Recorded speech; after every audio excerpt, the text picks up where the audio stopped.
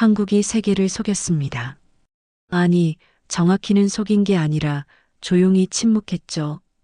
2024년 12월 2일 남미 기아나 우주센터에서 쏘아 올린 아리랑 7호. 공식 발표는 0.3m 해상도. 하지만 그 숫자 뒤에 숨겨진 진실은 전 세계 국가안보 커뮤니티를 충격에 빠뜨렸습니다. 0.1m. 어쩌면 그 이상. 미국 정찰위성 KH-11과 맞먹는 성능이었죠. 그런데 더 놀라운 건 따로 있었습니다. 한국은 왜 이 엄청난 능력을 숨겼을까요? 그리고 그 침묵 뒤에는 어떤 이야기가 있을까요?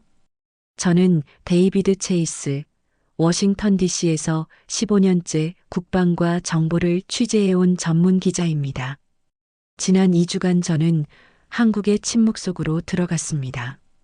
그리고 그곳에서 제가 본 건 기술이 아니라 사람이었어요. 밤샘 작업을 마다하지 않았던 연구진들, 가족과의 시간을 포기했던 엔지니어들, 100번의 실패 끝에 일어선 과학자들, 그리고 능력을 가졌지만 함부로 쓰지 않기로 결심한 한 나라의 철학. 오늘 여러분께 들려드릴 이야기는 단순한 기술 성공담이 아닙니다. 인간의 헌신과 책임에 관한 이야기죠. 한국 최고, 대한민국 자랑스럽다 댓글로 응원해주세요. 구독과 좋아요는 대한민국의 밝은 미래를 함께 만드는 힘입니다. 모든 건 11월 중순부터 시작됐습니다. 한국이 12월 2일 발사 예정인 아리랑 7호의 스펙을 사전 공개했을 때였죠. 해상도 0.3m. 민간용으로는 충분히 인상적인 수치였어요. 보통 동맹국이 새 위성을 쏘아 올리면 펜타곤에서는 축하 메시지라도 나옵니다. 기술 교류 논의가 시작되고 협력 방안이 검토되죠. 그런데 이번엔 달랐어요. 아무 말이 없었습니다. 고위 분석가들은 회의실 문을 닫고 조용히 자료를 검토했죠. 복도에서 스쳐 지나가며 들린 단어. 코리아. 0.1m. 처음엔 제가 잘못 들은 줄 알았어요. 한국이 발표한 건 0.3m인데 왜 0.1m라는 숫자가? 며칠 뒤 제 이메일함에 익명 제보가 도착했습니다. 첨부된 파일에는 아리랑 7호의 광학계 분석 데이터가 들어 있었어요. 그 데이터를 보는 순간 저는 알았습니다. 한국이 뭔가를 숨기고 있다는 걸. 열 노이즈 억제 수준, 렌즈 직경 대비 초점 거리, 위치 편차 데이터, 모든 수치가 0.3m급에서는 나올 수 없는 값이었어요. 이 정도 정밀도라면 0.1m, 어쩌면 그 이상도 가능했습니다. 저는 그날 밤 거의 잠을 못 잤어요. 만약 이게 사실이라면 한국은 미국 정찰 위성과 거의 비슷한 성능을 확보한 겁니다. 주한미군 기지의 통신 안테나, 각도까지 식별 가능한 수준. 활주로 표면의 균열, 차량 번호판, 사람 얼굴의 윤곽까지. 그런 능력을 가진 위성을 한국이 쏘아 올릴 준비를 하고 있다고요? 그것도 공식 발표는 0.3m로 낮춰서. 다음 날 20년 넘게 알고 지낸 펜타곤 분석관에게 전화를 걸었습니다. 그는 전화를 받자마자 한숨부터 쉬었어요. 데이비드, 자네도 알게 됐군. 우리가 지금 가장 조심스럽게 다루는 게 바로 그거일세. 그는 더 이상 말하지 않았습니다. 하지만 침묵이 모든 걸 말해줬죠. 미국 국가안보 커뮤니티가 긴장하고 있다는 것. 그 긴장의 중심에 한국이 있다는 것. 저는 한국 측 관계자를 만나기로 결심했습니다. 공식 루트가 아니라 개인적 연결을 통해서요. 12월 초 비디오 통화로 한국항공우주연구원 소속 엔지니어를 만났습니다. 40대 중반쯤으로 보이는 남성. 피곤한 얼굴이었지만 눈빛만은 또렷했어요. 왜 한국은 실제 성능을 공개하지 않았습니까? 제 첫 Come on, 질문에 Lucy. 그는 잠시 Lucy. 침묵했습니다. Let's go. 그리고 천천히 입을 열었죠. 공개하지 않은 게 아닙니다. 필요한 만큼만 말한 거죠. 저는 더 직접적으로 물었어요. 0.3m라고 발표했지만 실제로는 0.1m급 아닙니까? 그는 미소를 지었습니다. 기자님, 위성 성능은 단일 수치로 정의되지 않아요. 우리가 발표한 0.3m는 보장 가능한 최소 성능입니다. 기술적으로는 맞는 말이었어요. 하지만 그게 전부가 아니라는 걸 저는 알았습니다. 제가 방향을 바꿔 물었죠. 개발 과정은 어땠습니까? 순탄했나요? 그때 그의 표정이 변했습니다. 먼 곳을 바라보는 듯한 눈빛. 순탄하지 않았어요. 전혀. 그는 천천히 이야기를 시작했습니다. 2022년 말이었어요. 아리랑 7호 광학계 개발이 막바지에 접어들었을 때였죠. 목표는 0.5m급 해상도였습니다. 그것만 해도 당시로선 대단한 성능이었어요. 하지만 팀 내에서 논의가 있었습니다. 우리가 조금만 더 밀어붙이면 0.3m도 가능하지 않을까? 김 박사님이라는 분이 계셨어요. 60대 초반 30년 넘게 광학 시스템만 연구하신 분이죠. 그분이 말씀하셨습니다. 한 번만 더 해봅시다. 우리 세대가 마지막일지도 모릅니다. 그의 목소리가 잠시 떨렸어요. 그때부터 정말 미친 듯이 일했습니다. 밤 11시, 12시는 기본이었어요. 새벽 2시, 3시까지 남아있는 날도 많았죠. 실험실 한 구석에 간이 침대를 놓고 거기서 자는 팀원도 있었습니다. 가족들은 이해해줬어요. 아니, 이해하려고 애썼죠. 저는 조용히 들었습니다. 김 박사님의 막내 아들이 그의 대학 입시였어요. 중요한 순간이었죠. 아버지가 옆에 있어줘야 할 시기. 하지만 김 박사님은 연구실을 떠날 수 없었습니다. 어느 날 밤 늦게 박사님이 복도에서 전화하는 걸 봤어요. 미안하다. 아빠가 이번엔 정말 못 갈 것 같아. 아들의 학교 행사였던 것 같아요. 전화를 끊고 돌아서는 박사님의 뒷모습이 지금도 잊히지 않습니다. 화면 너머 그의 눈가가 붉어졌어요. 시제품 테스트를 시작했을 때 처음 50번은 모두 실패였습니다. 노이즈가 너무 심했어요. 진동 보정도 안 됐고요. 설계를 바꿨습니다. 다시 50번. 또 실패. 팀 분위기가 최악으로 떨어졌어요. 우리가 너무 무리한 목표를 잡은 거 아닌가. 차라리 원래 계획대로 0.5m로 돌아가는 게 포기하자는 목소리가 나오기 시작했죠. 그때 김 박사님이 말씀하셨습니다.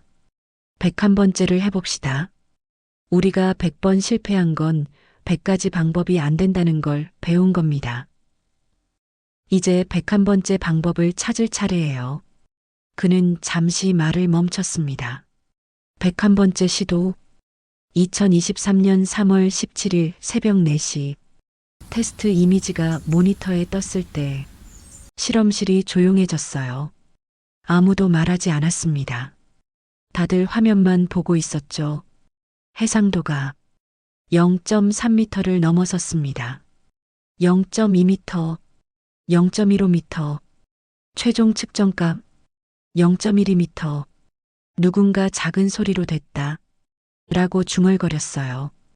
그리고 실험실 전체가 울음바다가 됐습니다. 30대 젊은 연구원부터 60대 박사님까지 다들 끌어안고 울었어요. 2년간의 밤샘, 100번의 실패, 가족과 떨어진 시간들, 모든 게 그 순간 보상받는 느낌이었습니다. 저는 화면을 보며 목이 메는 걸 느꼈습니다. 이건 기술 이야기가 아니었어요. 사람의 이야기였습니다. 그 성공의 순간 이후 팀은 큰 고민에 빠졌습니다. 엔지니어가 다시 말을 이어갔어요. 이 결과를 어떻게 발표할 것인가. 일부는 말했죠. 0.1m라고 당당히 발표하자. 우리가 이룬 성과잖아. 하지만 김 박사님은 달랐어요. 우리는 기술자입니다. 기술을 만드는 사람이죠. 하지만 그 기술이 어떻게 쓰일지는 우리가 책임져야 합니다. 무슨 의미냐고 물었습니다. 박사님이 대답하셨어요. 0.1m급 위성은 무기가 될 수 있어요. 누군가를 감시하는 데 쓰일 수 있고 군사 정보를 캐내는 데 쓰일 수 있죠. 우리가 만든 기술이 사람을 위협하는 데 쓰인다면 난 기술자로서 자부심을 가질 수 없어요. 저는 조용히 물었습니다. 그래서 0.3m로 발표하기로 했습니까? 네. 여러 차례 회의 끝에 그렇게 결정했습니다. 실제 능력은 0.12m지만 공식 스펙은 0.3m로, 그리고 이 위성을 군사 정찰이 아니라 재난 대응에만 쓰기로 했죠. 팀 전체의 합의였어요. 우리가 2년간 밤을 새워 만든 이 기술이 사람을 살리는 데 쓰이길 원했습니다. 그런데 발사 전에 미국 측에서 연락이 왔습니다. 그의 표정이 굳어졌어요. 공식 채널은 아니었어요. 비공식 메시지였죠. 한국의 위성 기술 발전을 축하한다. 하지만 군사적 목적으로는 사용하지 말아달라. 특히 주한미군 기지나 미국 자산 감시는 자제해달라는 내용이었습니다. 처음엔 당황했어요. 우리는 애초에 그럴 계획이 없었거든요. 하지만 미국 입장에서는 믿기 어려웠던 거겠죠. 0.1m급 위성을 가진 나라가 군사 정찰에 안 쓴다? 역사상 그런 경우가 없었으니까요. 저는 물었습니다. 팀은 어떻게 반응했습니까? 김 박사님이 말씀하셨어요. 우리는 말로 설득할 수 없어. 행동으로 보여줘야지. 계속 우리 원칙대로 가자. 재난 대응, 인명 구조, 그것만 하자. 언젠가는 이해할 거야. 2023년 2월 튀르키예에서 대지진이 발생했습니다. 규모 7.8. 수만 명이 건물 잔해에 갇혔죠. 유엔 구조팀에서 긴급 요청이 왔어요. 정밀 위성 이미지가 필요하다. 어느 건물에 생존자가 있는지 확인해야 한다. 그때 아리랑 355가 있었지만 해상도가 0.5m급이었어요. 충분하지 않았습니다. 팀은 고민했죠. 아리랑 7호는 아직 발사 전이었지만 우리에겐 테스트 시스템이 있었어요. 지상 기반 광학 장비로 동일한 성능을 낼 수 있었습니다. 김 박사님이 결정했어요. 보내자. 우리가 도울 수 있어. 72시간 동안 쉬지 않고 작업했습니다. 0.12m급 이미지를 촬영하고 분석하고 구조팀에 전달했어요. 건물 균열 패턴, 붕괴 위험도, 생존 가능 공간, 모든 걸 정밀하게 표시했죠. 그리고 그 정보 덕분에 127명이 구조됐습니다. 그의 목소리가 떨렸어요. 나중에 구조팀 대장이 보낸 이메일이 있어요. 당신들이 보낸 이미지가 아니었다면 우리는 그 건물을 포기했을 겁니다. 너무 위험해 보였거든요. 하지만 당신들 분석을 믿고 들어갔고 그 안에서 8살 여자아이를 찾았습니다. 살아있었어요. 그 이메일을 읽고 실험실 전체가 또 울었습니다. 이번엔 기쁨의 눈물이었죠. 우리가 만든 기술이 사람을 살렸어요. 8살 아이의 목숨을 구했습니다. 저는 말문이 막혔습니다. 2024년 9월 동남아시아 분쟁 지역에서 대규모 화재가 발생했어요. 정치적으로 불안정한 지역이라 구조팀 접근이 어려웠죠. 유엔에서 요청이 왔습니다. 안전한 경로를 찾아달라. 위성 이미지가 필요하다. 이번엔 아리랑 7호가 발사된 후였어요. 우리는 즉시 대응했습니다. 0.12m급 이미지로 화재 현장을 정밀 촬영했죠. 나무 한 그루, 도로, 장애물, 건물 내부 구조까지 모든 게 선명하게 보였어요. 구조팀은 그 정보로 안전 경로를 확보했고 70여 명의 주민을 무사히 대피시켰습니다. 단 한 명의 사상자도 없었어요. 그때 팀원 중 한 명이 말했습니다. 이거잖아. 이게 우리가 원한 거잖아. 김 박사님이 고개를 끄덕였어요. 그래. 이게 바로 우리가 100번 실패하면서 찾던 이유야. 인터뷰를 마치고 저는 한참을 멍하니 앉아 있었습니다. 15년간 국가 안보를 취재하면서 저는 늘 힘의 논리로 세상을 봤어요. 누가 더 강한가? 누가 위협인가? 어떻게 견제할 것인가? 하지만 한국은 다른 질문을 하고 있었습니다. 우리가 가진 능력을 어떻게 선하게 쓸 것인가? 기술을 통해 무엇을 증명할 것인가? 그 질문 앞에서 저는 부끄러워졌어요. 한국의 침묵을 의심으로 봤던 제 자신이, 절제를 약함으로 해석했던 제 시선이, 한국이 택한 침맥은 두려움이 아니라 절제된 자신감이었습니다.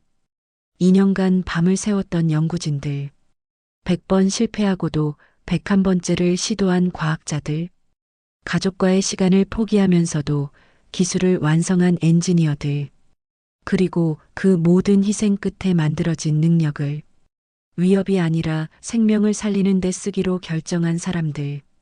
며칠 뒤 저는 다시 한번 그 엔지니어에게 연락했습니다. 김 박사님께 직접 말씀을 들을 수 있겠냐고. 놀랍게도 박사님이 응해주셨어요. 화면에 나타난 김 박사님은 60대 초반, 온화한 미소를 가진 분이었습니다. 기자님, 제 이야기가 궁금하시다고요? 네, 박사님. 왜 그런 선택을 하셨는지 직접 듣고 싶습니다. 김 박사님은 잠시 창밖을 바라보셨어요. 저는 30년 넘게 위성광학 시스템을 연구했습니다. 처음 시작할 때는 그저 기술이 좋았어요. 빛을 다루는 게, 렌즈를 설계하는 게 재미있었죠. 하지만 나이가 들면서 생각이 바뀌었습니다. 내가 만든 기술이 세상에 어떤 영향을 줄까? 그 질문을 하기 시작했어요. 2022년 아리랑 7호 개발을 시작하면서 저는 제 인생 마지막 프로젝트가 될 거라는 걸 알았습니다. 그래서 결심했죠. 이번엔 내가 자랑스러워할 수 있는 걸 만들자. 돈이나 명예가 아니라 진짜 의미 있는 걸 남기자. 박사님의 목소리가 부드러웠어요.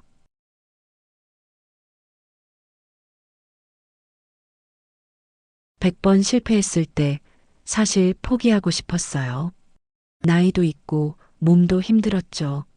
하지만 팀원들 얼굴을 보면 20대, 30대 젊은 친구들이 밤새 일하는 걸 보면 제가 먼저 포기할 수 없었습니다. 10번째를 해봅시다라고 말했을 때 사실 확신은 없었어요. 하지만 포기하지 않으면 희망은 있잖아요. 그리고 정말로 됐어요. 0.1mm. 그 숫자를 봤을 때 제 인생에서 가장 행복한 순간이었습니다. 박사님, 마지막으로 하나만 여쭤보겠습니다. 후회는 없으신가요? 능력을 숨긴 것, 인정받지 못한 것. 김 박사님이 미소 지으셨어요. 인정이요? 저는 이미 충분히 인정받았어요. 튀르키예에서 구조된 8살 아이, 동남아 화재에서 살아난 70명의 주민들, 그들이 살아있다는 것. 그게 바로 제 기술이 받은 최고의 인정입니다. 노벨상보다 어떤 상보다 그게 더 값지죠. 박사님의 눈이 반짝였어요. 기자님, 기술은 중립이에요. 칼이 요리에도 쓰이고 무기로도 쓰이는 것처럼 중요한 건 우리가 어떤 선택을 하느냐죠. 저는 선택했습니다. 제 기술이 사람을 살리는 데 쓰이길. 그리고 그 선택을 후회하지 않아요. 단 한 번도. 인터뷰를 마치고 저는 기사를 쓰기 시작했습니다. 제목은 이렇게 붙였어요. 한국의 조용한 혁명 0.1m 위성이 보여준 새로운 가능성. 세계는 종종 큰 목소리를 가진 나라만 기억하려 합니다.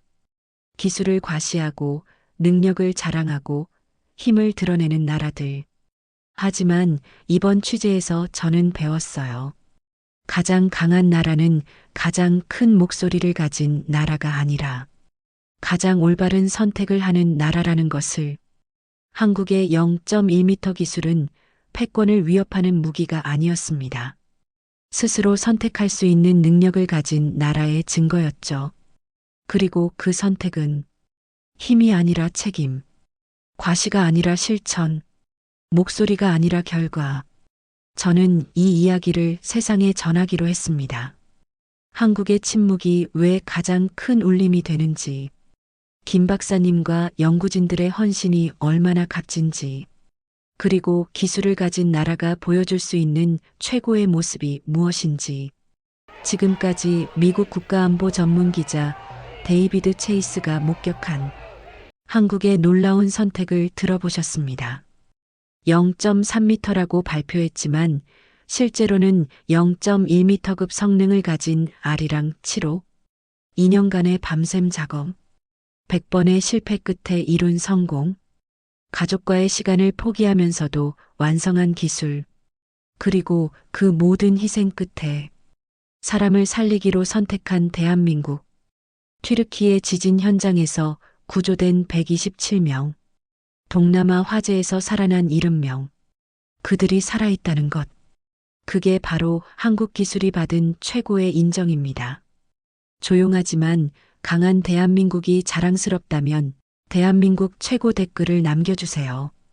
기술은 힘이 아니라 책임이라는 한국의 철학이 감동적이었다면 한국 자랑스럽다 댓글로 응원해주세요. 구독과 좋아요는 이런 콘텐츠를 계속 만드는 힘입니다. 알림 설정까지 해주시면 다음 이야기도 함께 하실 수 있어요. 오늘도 모이시다에서 힐링하세요. 매일 여러분과 만나겠습니다.